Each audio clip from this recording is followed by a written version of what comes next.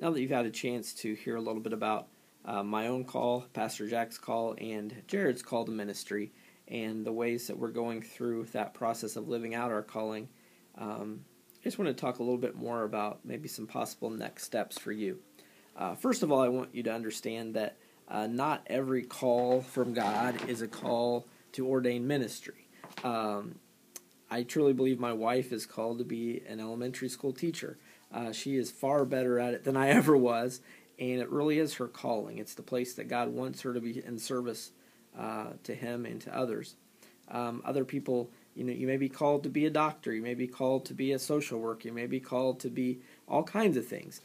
So wherever you find yourself can be a call if you think about it in those regards and recognize that it's a way that you can serve God, so it doesn't just have to be ordained ministry. But if you are feeling called to ordained ministry, in the United Methodist Church we do have a process, and it begins with just talking to one of your pastors and letting them know you're interested. We have several resources available that you can look through a little bit to kind of explore your call. We also have some retreats that our annual conference does regularly for people, usually when they get into high school, and let you kind of explore how God might be working in your life and how He might be calling you to ministry. Within ministry, there are several options. Pastor Jack and myself are elders in the United Methodist Church.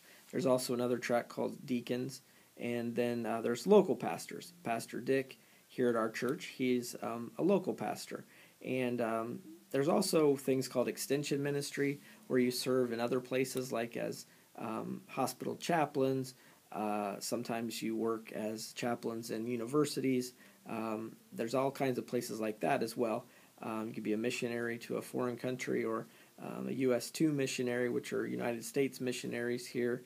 And so there's lots of ways to serve in ministry. You could be a youth pastor. You could be a musician in the church. So there's lots of ways to be called.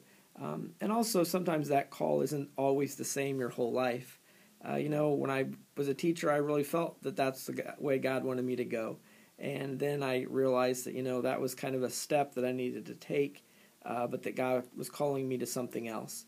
As pastors, what we really are is we're just called and set apart to equip the church and the people in the church for service to Jesus Christ. So we proclaim the gospel, we administer the sacraments, and we help people connect to God and serve others.